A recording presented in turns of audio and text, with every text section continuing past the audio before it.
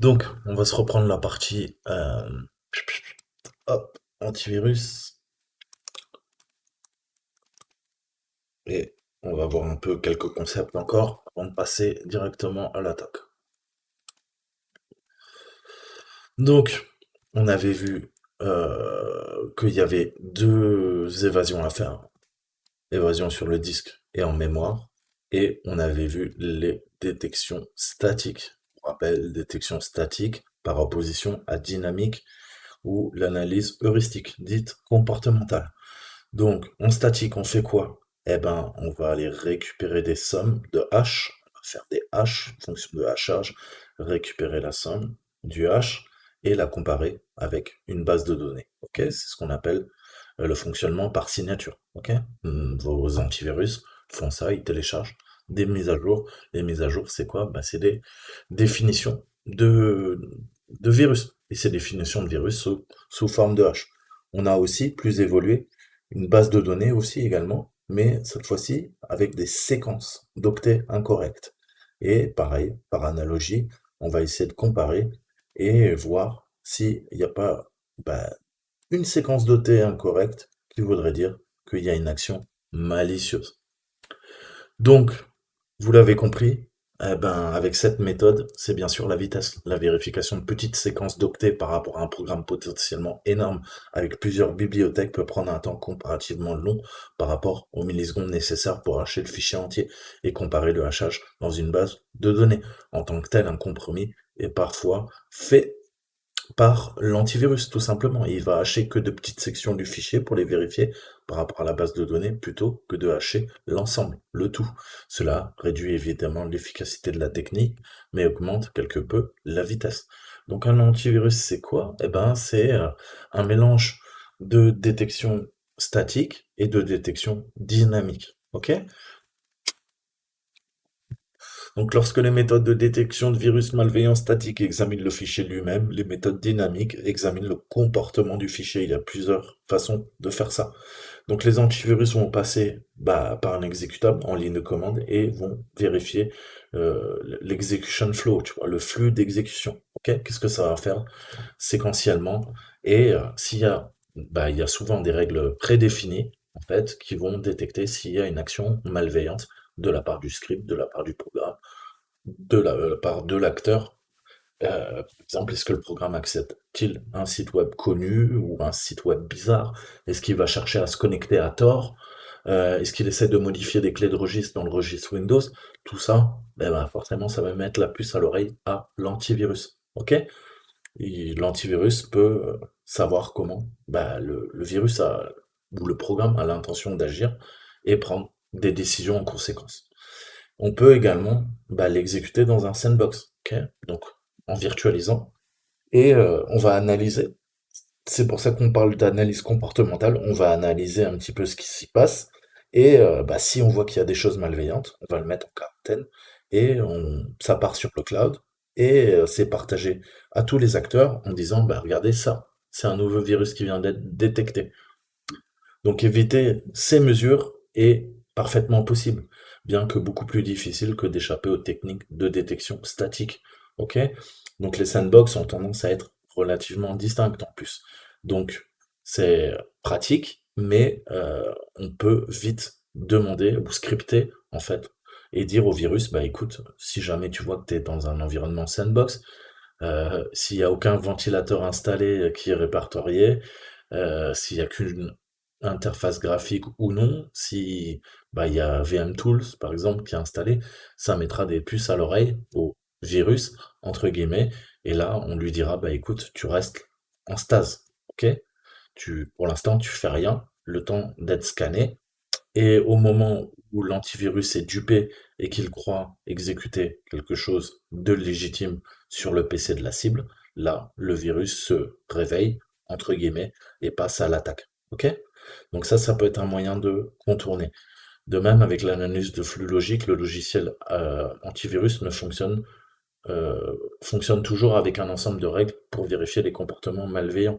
Si le malware agit d'une manière inattendue, par exemple, si on exécute du code aléatoire qui va être inséré dans l'exploit, eh ben, ça peut tromper cette méthode de détection. En plus de cela, si vous travaillez avec certains types de méthodes de livraison, un mot de passe, par exemple, dans un fichier Win, rar ou zip peut empêcher l'antivirus d'exécuter le dit fichier dans un environnement sandbox. Donc, ça peut contourner une partie de l'analyse comportementale. Ok. Cela dit, les méthodes de détection dynamique sont généralement beaucoup plus efficaces que les statiques. L'inconvénient, encore une fois, c'est le temps et les ressources nécessaires pour faire démarrer une machine virtuelle pour analyser le fichier et parcourir ligne par ligne pour voir s'il y a quelque chose de malveillant. Naturellement, ce sont des actions qui prennent beaucoup de temps. Et bah, du temps, c'est de l'argent et c'est des utilisateurs qui sont pas contents parce que le PC mouline et ça utilise une grande partie des ressources disponibles de votre ordinateur. Une fois de plus, bah, l'antivirus doit faire des compromis en fait, hein, avec une combinaison d'analyse dynamique et statique lors de l'analyse d'un fichier. Donc, si vous avez un très bon ordinateur, je vous conseille de passer votre antivirus en mode agressif. Ça allouera plus de ressources et laissera plus de temps pour détecter les menaces. À l'inverse, si vous avez un PC pas très puissant, ça mettra à genoux le PC, puisque parfois, moi-même, avec ma bécane, mon antivirus en mode agressif peut passer, bouffer 75% de cycle CPU juste pour analyser en dynamique. Et bien sûr, ça va ralentir pas votre Windows, mais en effet, les applications, la compression, décompression de fichiers sous Windows va être beaucoup plus longue. Donc c'est à vous de voir. Est-ce que vous voulez vraiment de la sécurité à tout prix et perdre bah, 10, 15, 20% de performance ou bah, vous voulez que ça soit ultra fluide, ultra rapide, mais bah, il y a peut-être des virus qui vont passer entre les mailles du filet. Donc, pour rendre la vie encore plus difficile, les fournisseurs d'antivirus sont généralement en contact étroit les uns avec les autres, ainsi qu'avec des sites d'analyse tels que VirusTotal. Lorsque l'antivirus détecte un fichier suspect, il envoie le fichier au serveur appartenant au fournisseur, le cloud, où il est analysé et partagé avec d'autres fournisseurs. Cela signifie que notre charge utile, si elle est détectée une seule fois sur un ordinateur, il y a de fortes chances qu'elle soit rapidement bah, démontée, ouais, et qu'on la flague comme un virus. Et en quelques minutes, vous savez, sur le cloud, maintenant, on a du machine learning, du deep learning, des réseaux de neurones. Et, eh ben, tout le monde va se passer le message en quelques minutes, hein, moins d'une heure, hein. Donc, eh ben, votre charge utile, c'est sûr que vous ne pourrez pas l'utiliser sur 50 PC à la suite, parce qu'elle sera détectée. Donc ça complique naturellement les choses, ok, pour les hackers éthiques. De plus, de nouvelles techniques sont constamment développées. Par exemple, de nombreuses tentatives sont faites pour utiliser des techniques d'apprentissage automatique, donc le machine learning, pour mettre à jour dynamiquement bah, la liste des virus en fait dans un environnement sandbox et de mettre à jour constamment les listes de règles qui permettent l'analyse de flux logique d'un fichier suspect. Donc, je vous mettrai deux ressources là, de Cyanmatic qui a fait une thèse sur justement le deep learning, le machine learning, les réseaux de neurones artificiels et bah, comment c'est la quatrième génération en fait. Première génération, on faisait que de l'analyse statique, ok. Après, les antivirus ont évolué. Deuxième génération, on a commencé à coupler, faire de l'hybride, de l'analyse statique et dynamique, ok, comportementale.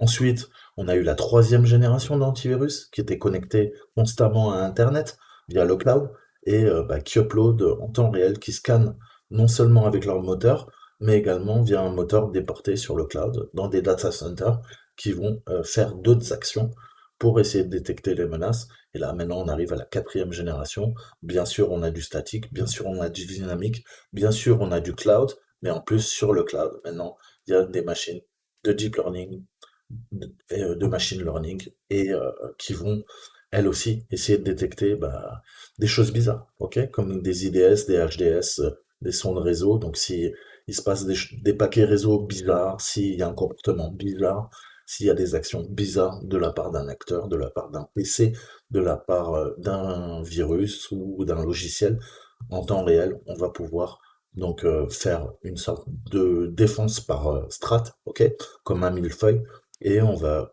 cumuler ces quatre techniques pour essayer de détecter les menaces. Ok. Donc, quel autre nom peut être utilisé pour les méthodes de détection dynamique heuristique? On a vu heuristique, c'est comportemental. En anglais, behavioral.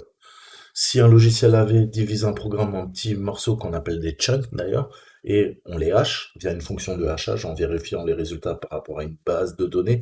S'agit-il d'une méthode statique ou dynamique? Bah, bien sûr, on l'a vu, c'est la première, c'est la statique. Lors de l'analyse dynamique d'un fichier suspect à l'aide d'une analyse, pardon, ligne par ligne du programme, sur quoi le logiciel antivirus vérifie-t-il si le comportement est malveillant? Eh ben, via des règles prédéfinies, comme je vous l'ai dit. OK? On utilise les listes de règles utilisées pour l'analyse de flux logique. Et comment? Eh ben, pourrait-on ajouter un fichier, que pourrait-on ajouter à un fichier, pardon, pour s'assurer que seul un utilisateur peut l'ouvrir, empêchant l'antivirus d'exécuter notre charge utile? Eh ben, c'est via l'ajout d'un mot de passe, password. OK? Donc ça, c'était la théorie. Maintenant, on va voir un petit peu comment on peut offusquer notre code. OK? Donc là, je vais vous faire une petite partie sur. On va utiliser Offuscateur PHP. Donc, c'est Mhm. un outil en ligne qui permet d'obscurcir le code source d'un script PHP de sorte qu'il est difficile à lire par les gens en fait, hein.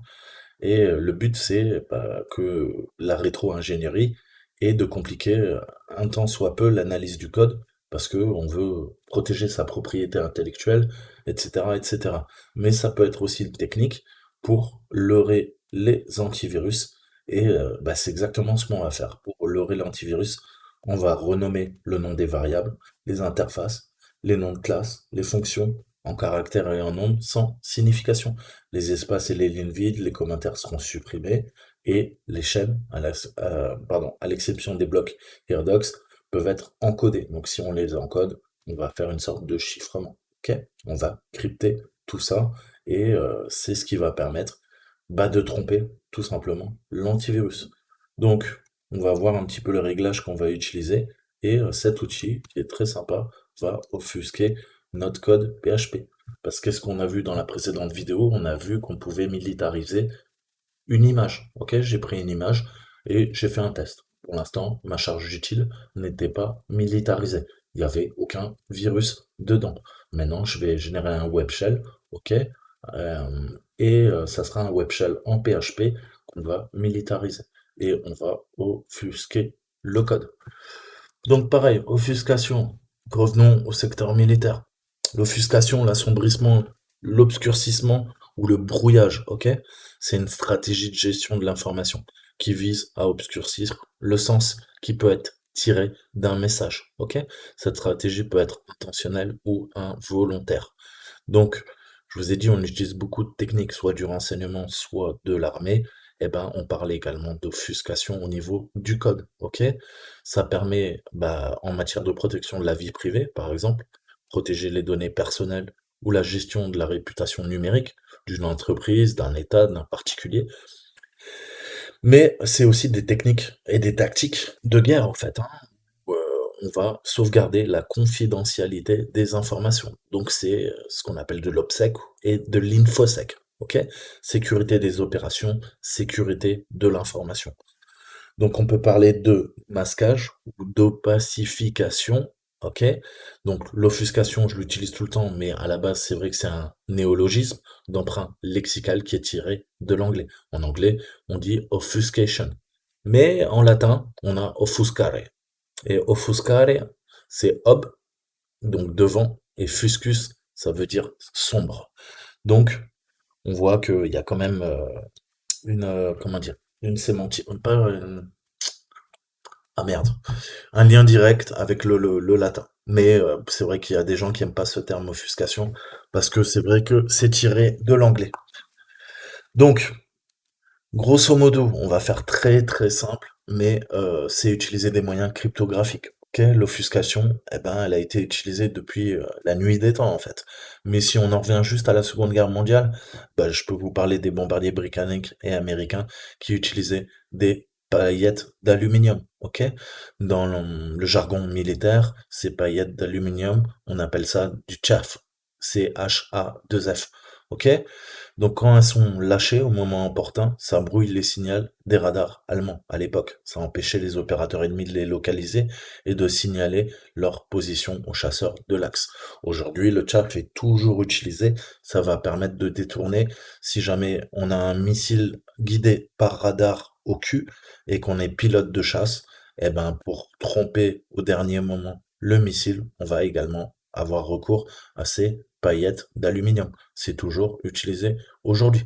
Ok? Et si vous voulez lâcher en grande quantité, vous pouvez tromper, duper, ruser votre adversaire et faire apparaître des formations de bombardiers alors qu'il n'y a rien. Et comme c'est très léger l'aluminium, ces petites paillettes, si vous les larguez à plusieurs milliers d'altitude, eh ben, elles vont former des formations en fait et mettre beaucoup de temps à redescendre sur le plancher des vaches.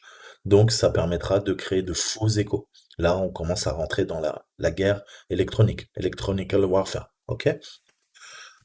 Donc, la création et le recours à cette technique d'offuscation, bah, c'était, pour nous, c'est dans les communications, c'était aussi d'empêcher les non-initiés de comprendre le message échangé entre les interlocuteurs. Ok? Donc ça, c'est vieux comme le monde. L'offuscation peut avoir pour objectif d'obscurcir le sens de l'information pendant un temps limité. Dans l'exemple, eh ben, les paillettes utilisées par les avions, l'offuscation ne dure que le temps que les paillettes rejoignent le sol, ou soient suffisamment dissociées du signal de l'avion pour que si celui-ci réapparaisse sur les radars ennemis, eh ben, il ait le temps de pouvoir s'échapper. Donc ça peut être temporaire, et c'est un moyen de gagner du temps, ok? Retarder la compréhension, gagner du temps. Donc nous, plus concrètement, bah, c'est utiliser parfois des moyens cryptographiques, ok? Pour soit masquer notre action, soit pour protéger nos libertés, ok? Et ça passe par la protection de la vie privée. Même si à l'ère d'Internet, vous savez que malheureusement, bah, il y a un manque de régulation, il y a de gros progrès technologiques. Et je vous l'ai toujours dit, les services de renseignement, euh, eux, leur but, c'est de casser la protection de la vie privée des individus. Ils veulent tout savoir. Les GAFAM, c'est pareil. Donc, voilà, je m'égare un peu, mais voilà. Voilà l'offuscation, parce que vous allez voir que ce terme revient constamment, ok? Dans le secteur militaire, en cybersécurité et dans le monde du renseignement. Et dans la guerre électronique aussi. Donc, revenons à nos moutons. Ça, c'était un peu le blabla, mais un blabla nécessaire ou pas, à vous de juger. Maintenant, qu'est-ce qu'on va faire? Eh ben, on va revenir sur notre exercice. Ok? On va voir un petit peu bah, ce qu'on va faire pour essayer de berner notre Windows Server et de contourner le Windows Defender qui est préinstallé sur le serveur. Ok?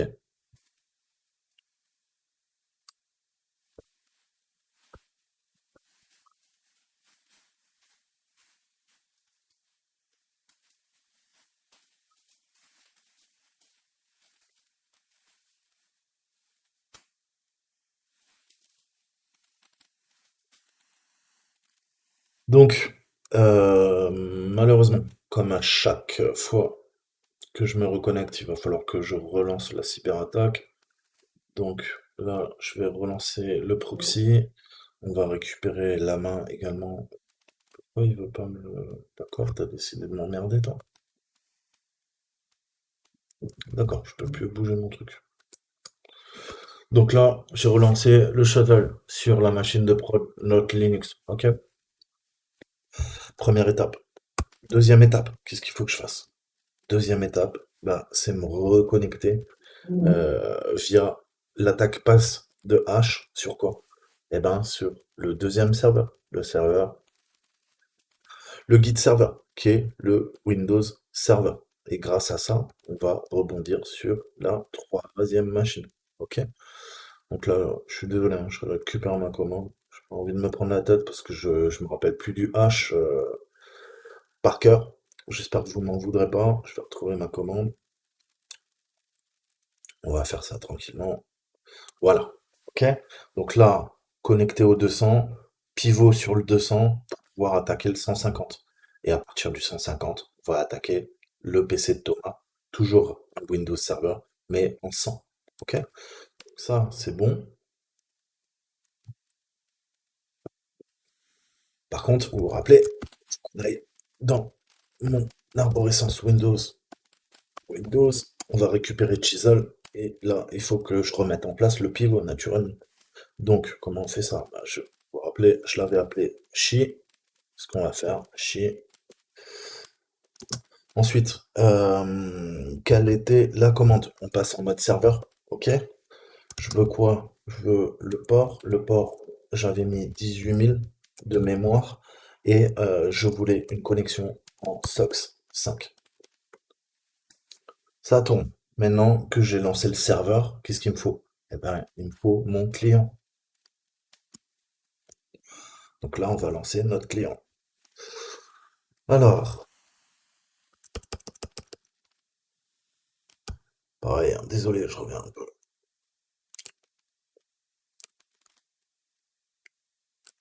Et après, en théorie, je devrais pouvoir bah, tout simplement rebondir sur le son.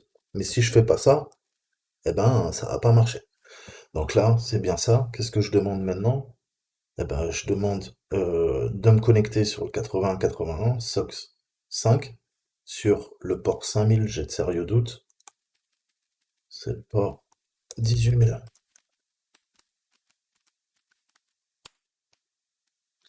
Alors, je suis pas au bon endroit. C'est des tools. Pourquoi je veux pivoter? Ok. Je veux du Linux. Là, j'ai mon chisel. Je relance ma commande. Et là, il me dit qu'il est connecté. On a connecté le client au serveur. Ok? Comment je vérifie ça? Eh ben, on va se lancer Chromium.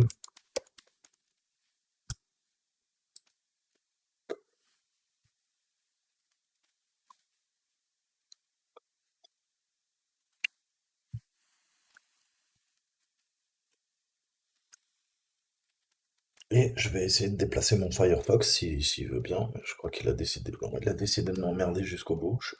Ah, t'es gentil, gosse. Merci. Donc, on a notre ami Chromium. Qu'est-ce que je fais là? Bah, tout simplement, je vais aller taper sur notre dernière machine.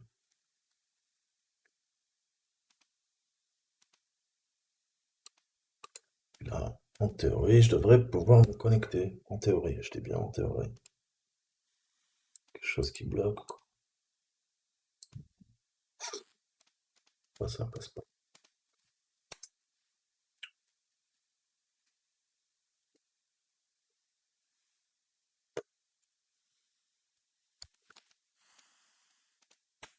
Chez mon hôtel. Je me suis tout simplement trompé d'adresse. Je suis carrément abruti. C'est le 150. Je peux pas tout de suite attaquer le 100. Voilà, là, il est connecté direct.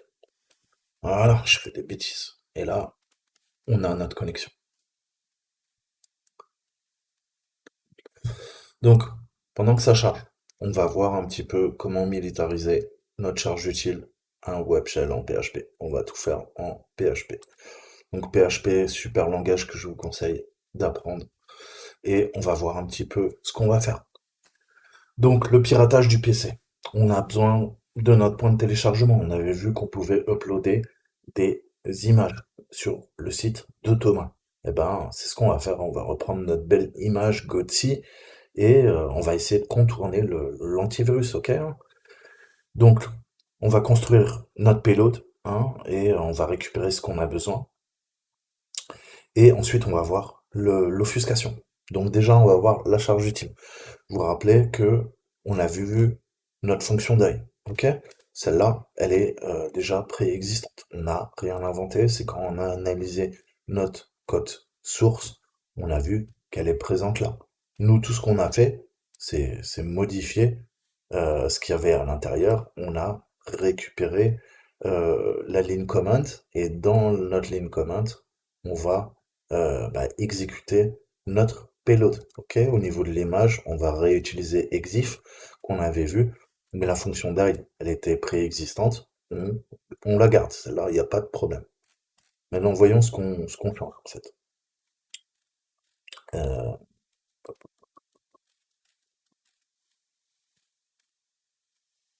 donc, ouverture, fermeture de notre code PHP, die, fin de l'instruction. Et ça, c'est quoi? Bah ça, qu'est-ce qu'on fait? Déjà, on déclare une variable. Elle s'appelle CMD. Ok, on appelle la variable, on fait un get dessus. Il y a une valeur. On lui met ret. Après, on fait une boucle. I7. I7, si vous savez pas, vous cherchez, n'hésitez pas. Et I7, en fait, ça permet de vérifier, c'est un booléen. True, false, 0, 1. Ça permet en PHP de vérifier si une fonction a bien, une variable a bien été définie en fait, hein. Une variable, elle peut être set ou unset, ok? Donc iset, ça détermine si une variable est définie et elle est différente de nulle, ok? Donc si une variable est détruite avec la fonction unset, la fonction iset renverra false. Iset renverra false lors du test d'une variable de valeur nulle. Notez que le caractère nul, hein, comme ça, n'est pas équivalent à la constante en PHP, ok? Ça, c'est un nul caractère. Si plusieurs paramètres sont fournis, alors à la fonction iset, elle retournera true, seulement si tous les paramètres sont définis. L'évaluation s'effectue de gauche vers la droite et s'arrête dès qu'une variable non définie est rencontrée. Ok? Donc on va vérifier ça. Il a chargé le truc, c'est parfait, c'est nickel. Je vais revenir là. Donc on vérifie notre variable. Ok? Qu'est-ce qu'on vérifie? Bah, CMD. Et ensuite, on lui demande donc d'écho, d'afficher notre pré, ok? Donc pré, on va préformater une chaîne de caractères. On travaille quoi? Dans le répertoire courant et on lui demande quoi? L'exécution de notre variable qui s'appelle CMD. Et dans CMD, il y a quoi? Il va y avoir notre payload, ok? Donc autrement dit, nous vérifions si un paramètre get est appelé couronne, ok, c'est la valeur qu'on lui a donnée, si ça a été défini, si tel est le cas, nous l'exécutons avec notre shell exec, ok, enveloppé de pré pour donner un affichage propre, ok, préformaté. Nous utilisons ensuite la fonction die, meurt, pour empêcher que le reste de l'image de s'afficher sous forme de texte déformé, ok. C'est légèrement plus long qu'un web shell classique, un one-liner. Généralement, c'est ça qu'on utilise pour ouvrir un payload via un web shell classique PHP. Mais déjà, on va utiliser une technique d'offuscation, hein. Ça deviendra de toute façon un one-liner. Et tout ce qui est différent est forcément bon pour l'évasion d'antivirus. Donc, ça, forcément, ça passera pas. Il faut trouver d'autres techniques. Et ben, c'est exactement ce qu'on va faire. On prend ça et maintenant on va voir comment on peut l'offusquer. Ok? Donc, on va obscurcir cette charge utile. Il y a un paquet de variétés de mesures que nous pourrions prendre ici. Ok? Mais on va voir les bases des bases. C'est une technique très complexe et ça vous demandera des heures pour parfaitement parvenir à vos fins. Ok? C'est un sujet extrêmement complexe. Donc, j'ai pas la prétention, ni je pense try avec me, qu'on vous explique tout ça en quelques minutes là, ou voire la demi-heure qu'on va passer ensemble, ou l'heure qu'on va passer ensemble à faire ça. Mais il y a des grands principes, ok? Donc on va changer les parties de l'exploit pour qu'elles soient dans un ordre inhabituel, ok? Donc on peut refactoriser notre code, il y a plein de techniques. On va également encoder, donc ça va chiffrer, ça va crypter nos chaînes, ok? Pour qu'elle soit pas reconnaissable. On a vu que l'antivirus, qu'est-ce qu'il fait? Eh ben, il va essayer de choper des chaînes, ligne par ligne, et essayer de comprendre ce que font nos chaînes. Ok? Donc, si on offusque le code, eh ben, ça va être beaucoup plus compliqué pour l'antivirus. Et on va fractionner. Ok? On va fractionner des parties distinctes du code. Par exemple, notre charge utile. Et notre charge utile, elle va s'exécuter avec le shell exec, $get, etc. Ok? Donc, l'offuscation manuelle, c'est vraiment une chose. Par souci de simplicité, ok, on va utiliser des outils qui vont nous préformater notre charge utile. On commence toujours par ça, et quand vous aurez l'expérience, vous allez apprendre à le faire à la main, ok? Mais comme je vous dis, c'est un sujet très, très vaste. Donc là, comme je vous disais, on va utiliser gentiment notre offuscateur PHP, et on va voir les services qui nous rend, ok? Donc à la base, ces outils, c'est pour rendre le code difficile à lire pour les humains, comme je vous disais. Cependant, en faisant des choses comme obscurcir les noms de variables, de fonctions, encoder les chaînes, c'est également très efficace pour contourner les logiciels antivirus. Ok?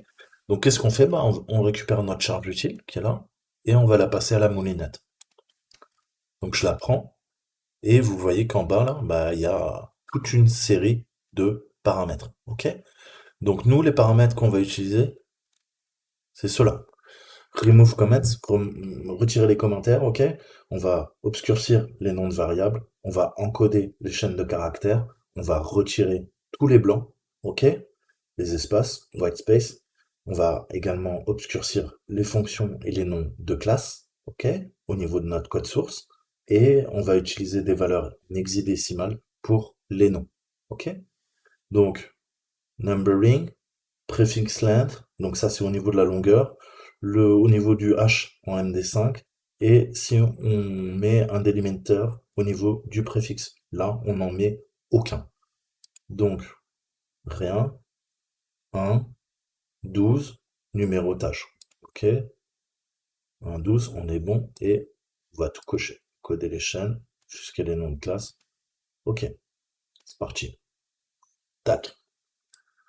Donc là, on se retrouve avec notre payload. Ok, donc ça c'est cool.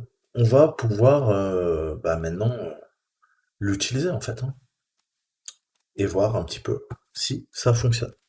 Donc vous vous rappelez, on avait utilisé quoi? On avait utilisé bah, Exif en fait, hein, pour parvenir à nos fins et bah, faire toutes les modifications sur l'image en fait, hein. Et on s'était servi au niveau des métadonnées d'un champ qui s'appelle comment pour non pas mettre un commentaire de l'image, mais pour insérer notre charge utile. Ok? On avait notre charge utile, mais elle n'était pas militarisée. Elle est où ma belle image?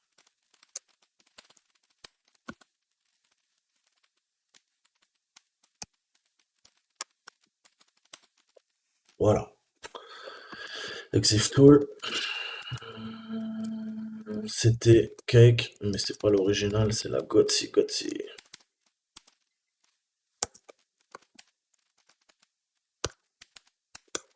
Quoi tu veux pas? Ah oui, ça, j'en manque. Autant. Attends, je vais zoomer. Vous voyez bien. Voilà. Vous vous rappelez? Il n'était pas commenté, on l'a commenté. Là, on a quoi? On a une charge utile non militarisée. Pourquoi elle n'est pas militarisée?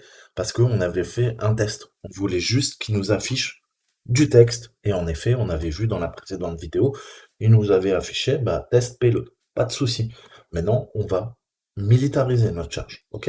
On va la remplacer. Et qu'est-ce que je vais faire? Ben, je vais utiliser à nouveau les techniques qu'on avait vues et je vais réécrire ce string, ces chaînes de caractères dans notre code PHP. Et cette fois-ci, ben, on va utiliser ce qu'on avait vu précédemment, en fait, hein. Donc, ExifTool, ça va être notre meilleur ami. Toujours, toujours, toujours quand on travaille sur une image. OK? Donc là, qu'est-ce que je fais? Je lui dis ExifTool, pas de souci, mais je sais plus si vous vous rappelez la commande, c'était comment avec une majuscule. OK? Notre égal, on avait quoi? On ouvre, on insère le début de notre code PHP. Ok, on ouvre, on lui demande quoi? Notre écho. Et là, qu'est-ce qu'on va faire? Eh ben, on va faire notre charge utile. Donc, je vais la récupérer. J'étais où? Non, c'est pas ça. Attends, pendant parti. J'ai perdu mes onglets ou quoi?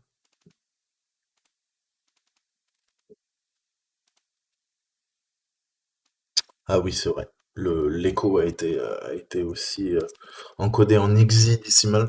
Donc là, je me prends pas la tête. Je pars de là, on est d'accord? Je copie. Ah oui, mais il me le prend pas. C'est vrai que je suis bête. Je suis sur un autre navigateur, je suis sur mon Windows. Excusez-moi les amis. Il va falloir que j'ouvre le navigateur aussi là-dessus.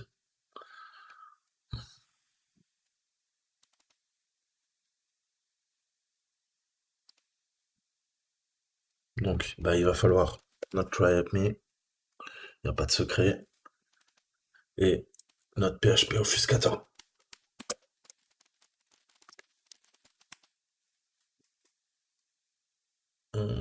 Ouais, je vais prendre celui de l'exercice. Je sais plus lequel.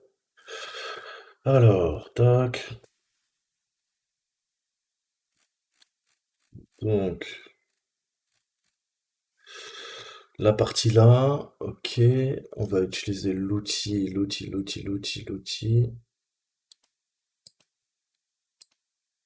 Ok, nickel. Et là, je vais reprendre le payload, recommencer la manip.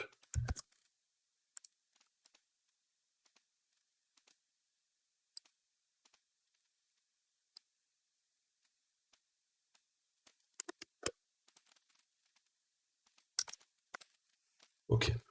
Donc, là, on est bon. Qu'est-ce qu'il nous faut? Je termine.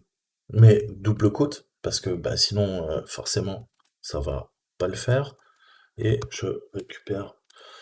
Qu'est-ce qu'on avait fait? Qu'est-ce qu'on avait fait? Donc ça, c'est la fin de l'instruction. Ok? Là, on encode la charge utile. Maintenant, c'est pas terminé. Il nous faut quoi? Indiquer bah, le nom du fichier. C'est mon saltimbanque patati patata. Ok. Vérifions les caractéristiques. On voit bien que maintenant la ligne comment a été modifiée en conséquence avec notre charge utile militarisée. Essayons de l'uploader maintenant. Donc, de mémoire, vous vous rappelez ou pas? Il y avait quoi? Resources et upload. Ok. Qu'est-ce que j'ai fait encore?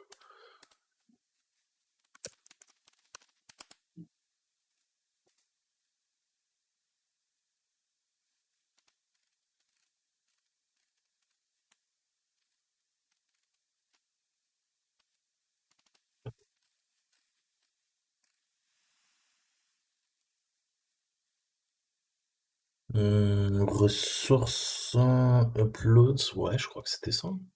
Si je dis pas de bêtises. Ok. Qu'est-ce qu'on avait? On avait utilisé.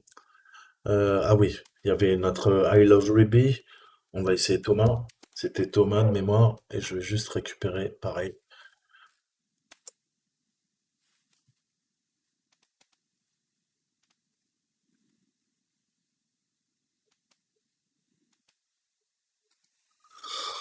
Donc, allons télécharger notre petit fichier.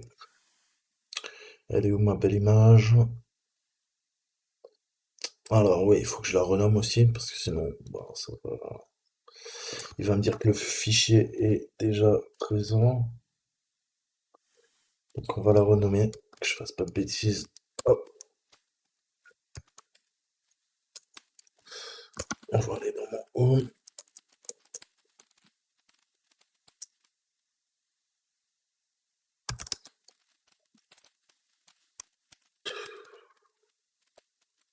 Donc on va se renommer le fichier parce que, bah, comme vous le savez, il vérifie qu'il n'y a pas un nom similaire lors de l'upload.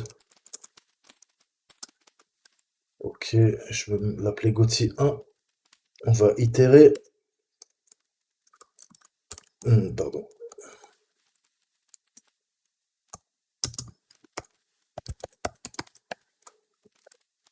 On va faire comme ça va être plus simple.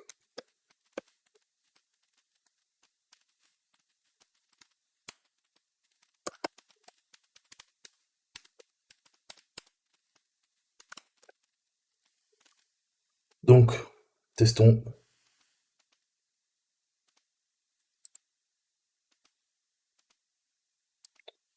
Mon saltimbanque Gauthier JPEG.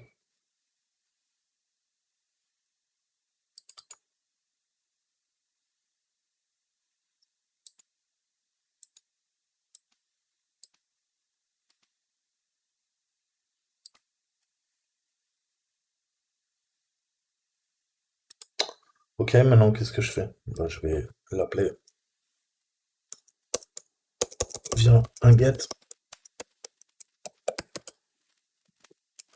et je vais reprendre exactement le nom, j'ai pas envie de me tromper.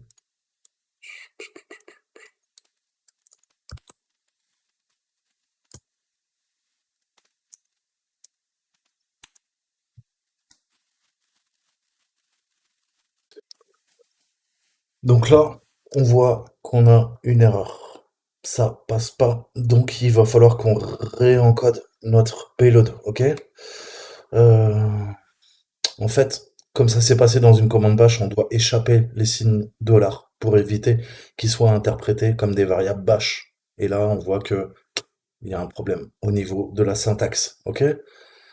Donc, on va remodifier notre payload et bah, on recommence. C'est pas grave, c'était juste pour vous montrer si vous avez ce problème, c'est normal ou pas. Des fois ça passe, des fois ça passe pas, tout dépend.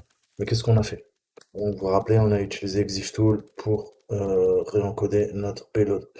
Pourquoi il est pas là? Merde, je te pose la question. Ok, voilà. Donc là, je réencode le payload, ok, à la source. Il va falloir qu'on fasse nos échappements. Comment on échappe? Bah, tous les signes dollars, on va leur mettre des anti-slash, ok? Donc ça donne quoi? Ça donne bah, SPO. Alors déjà, je crois, ouais, je crois que je me suis planté.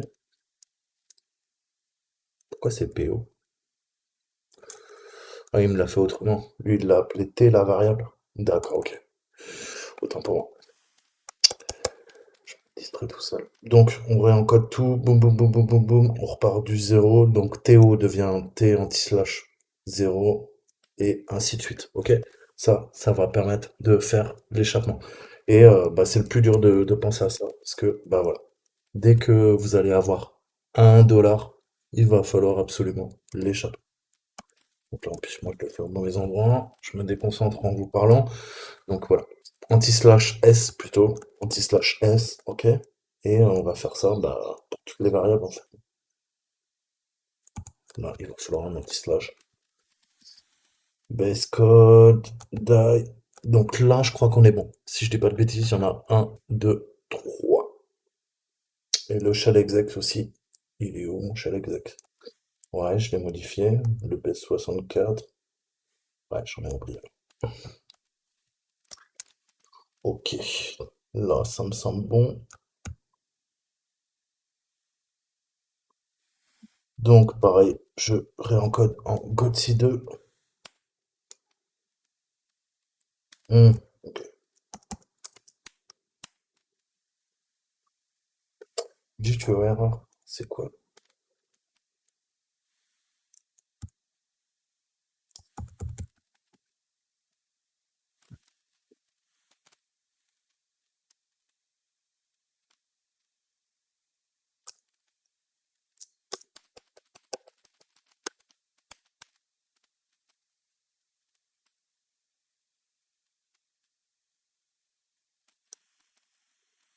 Hum, Pourquoi il n'y a pas la bonne chose? Ok. Donc là, sudo mv saltimbanque. Ouais, non, je vais le copier. Je le copie. cp saltimbanque.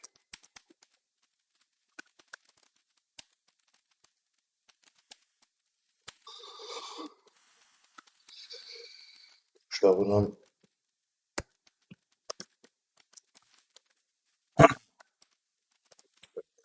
Elle dit quoi? 2. Pour éviter le conflit hein, encore sur le serveur. Je suis en train de réfléchir en même temps que je tape. Si je fais le bon truc, ou je raconte des conneries comme d'habitude. Ok, on retente. On repart. On choisit notre fichier. Voici 2. Je sais pas pourquoi il faut le faire deux fois. J'ai pas compris.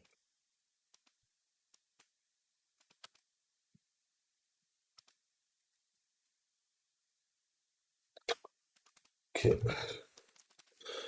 Donc on est en success. Maintenant il nous faut quoi? Eh ben, upload. Ouais. Sauf que c'est GOTC2. C'était pas de bêtises. J'ai cherché, j'ai bloqué, je suis un peu con. Je cherchais dans les informations que nous donne là, et en effet, c'est pas un système info qu'il faut faire. C'est un ou am I?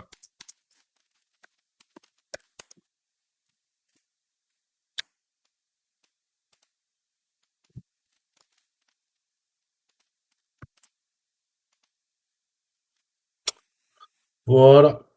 Bon, bah, on va clôturer la vidéo. On continuera avec bah, comment compiler notre netcat et reverse shell et obfuscation, binaire statique.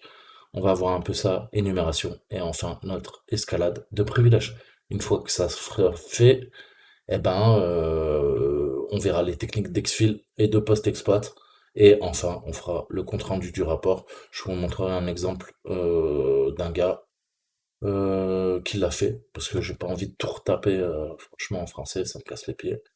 Mais vous verrez un petit exemple, je vous le mettrai en pièce jointe, vous verrez un petit peu comment on rédige ça, ok? Après, on peut faire mieux, mais pour un premier jet, c'est plutôt pas mal, ok? Voilà. Généralement, on fait un rapport initial, ok, que vous envoyez à votre client en pièce jointe et tout ça. Et après, à la fin de l'engagement, vous avez rendez-vous dans les locaux de votre client. Et là, vous lui présentez un dossier plus étoffé. Et c'est là que vous allez faire des slides, vous allez remanier le premier jet. Mais je vous montrerai un rapport initial, pas le rapport final qui est beaucoup plus beau, avec une plus belle mise en page et plus d'informations, ok? Mais déjà, un premier jet, ça permet de lui dire, écoute, voilà, j'ai terminé mon engagement et voilà ce que j'ai trouvé. Voilà, et ensuite on verra les dernières pensées. Je vous dis à très bientôt. Ciao, ciao. Donc on a notre exfil et on a quoi comme message d'erreur? Indefine. Parfait. C'est parfait, c'est exactement ce qu'on voulait. Line 38, mais bon, c'est pas grave. Indefine index. Donc là, le web shell est chargé. Maintenant, qu'est-ce que je fais? Eh ben, on va se faire un petit get. Qu'est-ce que je passe en paramètre? Eh ben, on va set notre variable. La variable commande. La variable commande, elle est quoi? Elle est égale à with. Et là, on lui met quoi? Bah, on lui rajoute notre commande. On fait de l'injection de commande de système d'exploitation. Système info,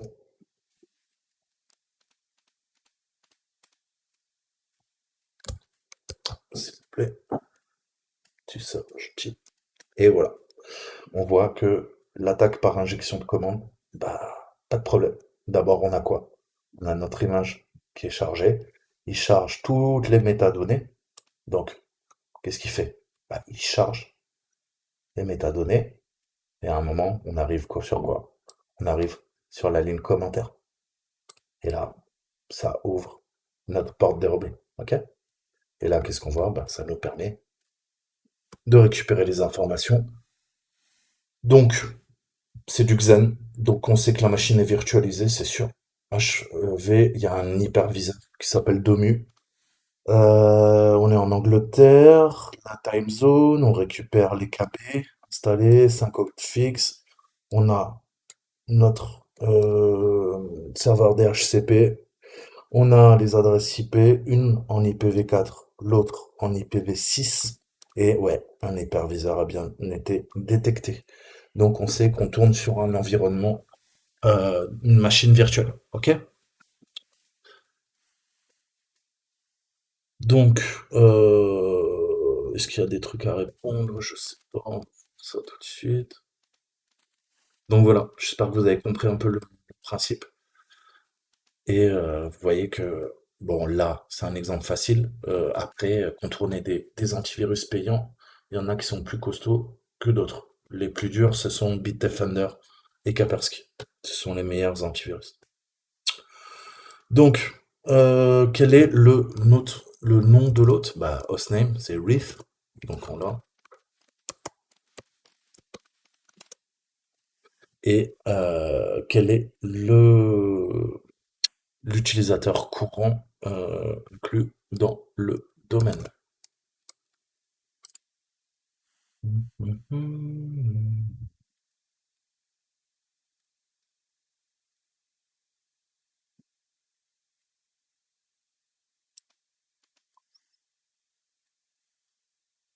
Donc là, on voit même que c'est une baie, hein, c'est une baie serveur Xen, hein. Ok, Xen, c'est un hyperviseur. Et en fait, ça, c'est une machine quoi? C'est une machine qui est hébergée par Amazon. Ok, très clairement. C'est ce qu'on appelle la WS en fait, hein. Qu'est-ce que fait Try Avec Me? Il paye des baies serveurs à Amazon pour pouvoir héberger leur service, tout simplement. Et leur machine, leur VM.